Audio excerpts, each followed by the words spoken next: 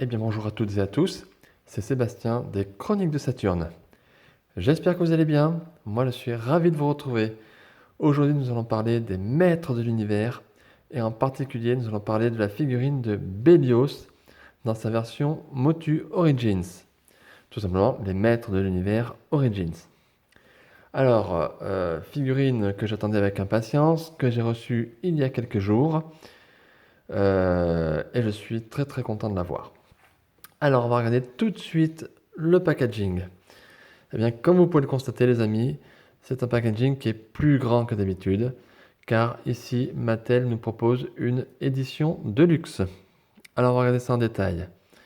Alors, nous avons, comme d'habitude, le petit logo Mattel, ici, et en hauteur, ici, nous avons l'âge, 6 ans et plus. À noter toujours la mention Masters of the Universe, avec le nom du personnage, Ramman. Ramman qui est le nom de Bélios, mais en anglais. Voilà. À noter ici une superbe illustration de Bélios, en combattant, superbe illustration. Et donc ici nous avons la figurine que nous voyons, avec le petit mini Conix derrière, excusez-moi. Et ici donc des accessoires en plus. Nous avons donc une hache qui est habituelle chez Bélios, et cette hache plus simple aussi que nous avions pour ce personnage. Également, nous avons une main supplémentaire, c'est à mon avis pour tenir une des deux armes, et un visage, on va dire un visage casqué supplémentaire. Voilà, un visage où on voit ici que les yeux de Bélios. Voilà, donc très complet. À l'arrière, donc nous avons une magnifique illustration, comme d'habitude, où on voit ici Bélios qui attaque Fakor. Voilà. Alors, on va essayer de faire le détail de cette photo. Donc, on a Fakor ici qui est sur le Rokon. Et derrière, nous avons Skeletor. Et à l'arrière, le Château des Ombres. Donc, on sent que Skeletor est parti à l'attaque du Château des Ombres avec son sbire, si je puis dire, son robot Fakor et le véhicule Rokon.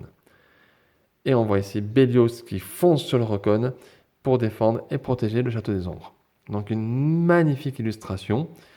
Ça veut dire que aussi Fakor va sortir bientôt, mais ça vous le savez déjà. Ça a été annoncé pour la fin d'année. Et le Rokon peut-être sera un véhicule qui apparaîtra, pourquoi pas, en 2022. Donc c'est de bon augure. Comme d'habitude, le personnage principal, donc ici Bélios, est en surbrillance par rapport au reste de l'image. Si vous le touchez, si vous avez le packaging, touchez, amusez-vous les amis, vous verrez, c'est en surbrillance, voilà. Également, donc nous avons ici une image, trois images de ce qu'on peut faire avec le personnage. Donc ça, si ça vous vous rappelez la gamme originale, on pouvait également faire bondir Bélios. Il y avait un petit loquet derrière les jambes, mais on va regarder avec la figurine tout à l'heure, ne vous inquiétez pas. Et puis, comme d'habitude ici, nous avons les différents personnages, enfin certains personnages qui sont déjà sortis dans la gamme Motu Origins. Nous avons donc Musclor Battle Armor, donc Musclor Invincible, Pinsor, donc Bélios, Skeletor l'Invincible et Pantor. Voilà. Et en dessous, comme d'hab, les mentions diverses qui n'ont pas un grand intérêt pour nous. Voilà. Donc, superbe illustration derrière, comme d'hab. Ça, on peut dire chapeau, top. Donc, comme vous pouvez le constater, donc c'est un packaging qui est plus grand que la normale. Édition de luxe oblige. C'est curieux que Mattel fasse une édition de luxe, puisque à l'origine, dans les années 80, ce personnage était sorti en version, on va dire, normale. Alors, effectivement, en version classique, c'est un personnage qui est beaucoup plus imposant, et donc c'est une grande boîte. Voilà. Alors, écoutez, je vais ouvrir ça. On va regarder, voir ce qu'il y a à l'intérieur. On va essayer de détailler. Et puis je vous retrouve tout de suite. Voilà. À tout de suite. Et bien voilà, les amis, ça y est, j'ai déballé la figurine. Donc, on va voir un petit peu, faire le tour de ce qu'on a. Alors, nous avons, comme d'habitude, le petit mini Conix livré avec la figurine comme à l'original, hein, comme dans le temps. Oui, j'ai déchiré tout à l'heure sans faire exprès. C'est pas grave puisque j'ai déjà ce mini-comics qui était sorti dans d'autres bouquins. Comme d'habitude, vous avez constaté que c'est une version européenne et donc pas de texte, malheureusement. Comme d'habitude également, nous avons cette petite feuille, voilà, pour les parties amovibles de la figurine qu'on peut enlever et mettre sur une autre figurine, voilà. Bon, si ça peut amuser certaines personnes, bon, moi ça me passe un petit peu au-dessus. Voilà. Et donc également, nous avons donc la figurine avec les différents accessoires, voilà, donc la double hache, la hache plutôt simple, le visage supplémentaire, si je puis dire, donc le visage casqué ici, on voit que les yeux, et la main supplémentaire. Voilà. Et donc nous avons cette magnifique figurine. Regardez-moi ça. Regardez ce Bélios. Alors je vous le dis tout de suite, la figurine est plutôt lourde. Alors c'est pas un poids comme ça, mais elle a un certain poids, elle est plus lourde que d'autres figurines plus simples. Alors au niveau articulation, puisque les Motu-Origines sont des figurines qui à la base sont censées rendre hommage bien sûr à la gamme originale, mais avec les nouveautés, on va dire, de l'époque. C'est-à-dire que maintenant, on a des articulations. Voilà. C'est l'amélioration apportée aux figurines. Eh bien, cette figurine-là de Bélios dispose de moins d'articulations que les autres. Voilà. Les articulations, on en a alors apparemment sur la tête, qui tourne un tout petit peu, mais c'est vraiment très léger. Et ici sur les bras, vous voyez, qui effectivement, ça c'est articulé, c'est pas mal. Ici, on peut, bon, la figurine est neuve, donc je ne force pas trop, mais ça se plie un petit peu, les coudes. Et puis c'est tout les amis, parce que regardez ici, on ne peut pas tirer... Ah si, attendez, excusez-moi, j'ai dit une bêtise, Alors ici ça force, alors je ne vais pas la faire forcer, parce que je ne vais pas la casser, tout simplement. Donc il y a bien des articulations. Alors celles-ci sont quand même très limitées, mais c'est un progrès par rapport à la figurine originale. Rappelez-vous, la figurine originale, rien ne bougeait.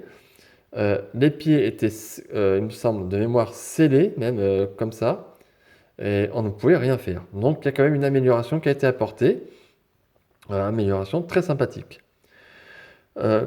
Même si les articulations, je vous le dis, sont quand même assez limitées.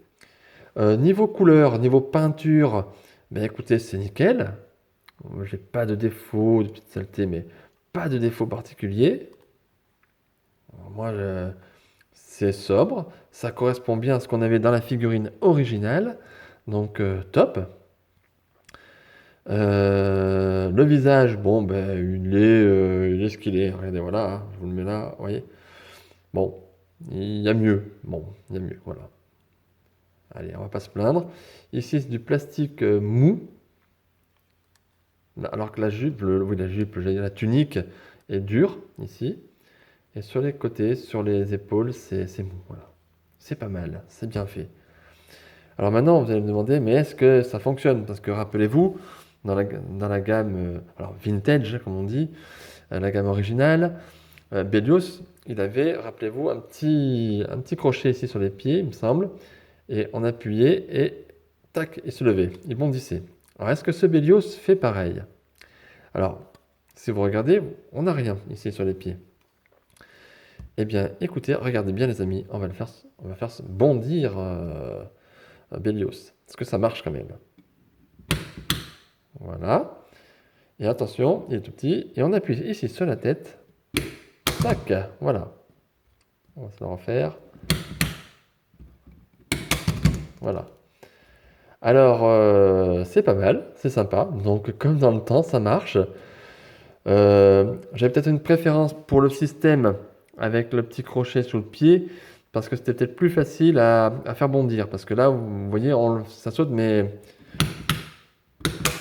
voilà, on fait tout tomber. Enfin, il me semble, pour moi, c'est un peu moins pratique. Mais bon, le principe est là, ça marche, ça fonctionne, et eh bien, écoutez, c'est génial. Voilà, tout simplement. Je vais pas dire le contraire. Donc, figurine plutôt réussie. Ça sent bon l'enfance, ça sent bon la nostalgie. Moi, je suis très content.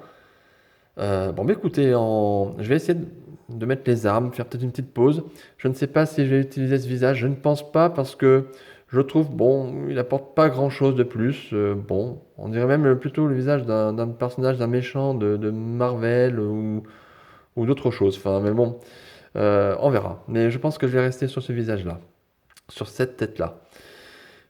Écoutez, j'essaie de faire ça, de manipuler encore un peu la figurine. Et puis je reviens vers vous pour faire un petit bilan et on va voir si je vous la conseille ou non. Allez, à tout de suite. Et bien voilà les amis, j'ai remanipulé un petit peu la figurine. Je me suis amusé un petit peu avec et puis j'ai essayé de mettre les armes. Donc j'ai enlevé la main qui était la main d'origine, qui était sur la figurine, et j'ai mis la main que Mattel nous a offert en plus. Donc comme ça m'a permis de mettre les deux armes euh, sur le personnage de Bélios. Voilà. Alors comme j'avais dit, je n'ai pas utilisé cette tête, je n'ai même pas essayé parce qu'elle ne me tente pas plus que ça. Bon, elle a le mérite d'être là. Voilà, on va dire qu'elle a le mérite d'être là. Je pense qu'il y a des personnes que ça peut intéresser. Moi, je vais rester, ne serait-ce que pour l'aspect nostalgique, sur ce visage-là et sur cette configuration-là. Voilà. Alors, maintenant, qu'est-ce que je pense de cette figurine? On va faire un petit bilan. Point positif, point négatif. Alors, point positif, eh bien, tout simplement, c'est une figurine qui est très, très, très bien réussie. Un personnage qui est fidèle à la figurine originale des années 80. Superbe réalisé, de belles couleurs. J'aime bien le système pour faire bondir Bélios, même si j'avais personnellement une petite préférence pour le côté mécanique qu'avait la figurine originale, mais il y a une belle amélioration. Les articulations sont plutôt réussies, même si elles sont limitées, mais je veux dire la carrure du personnage fait que les articulations ne peuvent pas être meilleures que ça, je pense, dans l'immédiat. Donc une belle réussite. Côté défaut, sur la figurine, j'en ai pas particulièrement. Alors, j'avais dit que j'avais pas de défaut de peinture et tout, mais regardez, j'ai un tout petit peu ici de la peinture qui a coulé. Ici, je sais pas si vous le voyez. Alors, c'est du défaut, mais c'est vraiment pour le coup pour dire quelque chose. Voilà. En fait, cette figurine, j'allais dire, n'a quasiment pas de défaut. En tout cas, mon exemplaire n'a pas de défaut particulier. Voilà. Alors, est-ce que je vous conseille cette figurine? Oui, bien sûr. Si vous aimez les maîtres de l'univers, foncez, n'hésitez pas. C'est un personnage très important dans la série, notamment dans la gamme de jouets de l'époque, hein. Et si vous êtes comme moi très nostalgique de cette époque-là, foncez, vous ne serez pas déçus. Au contraire. En plus, Mattel nous offre une édition de luxe, donc il faut en profiter, c'est sympa. Voilà, donc je suis très très très content. Et pourtant, Bélios ne fait pas partie des personnages non plus que j'accroche, hein. Il faut savoir que de toute façon, d'une manière générale, pour moi, notamment dans les maîtres de l'univers, mais aussi dans d'autres gammes, hein,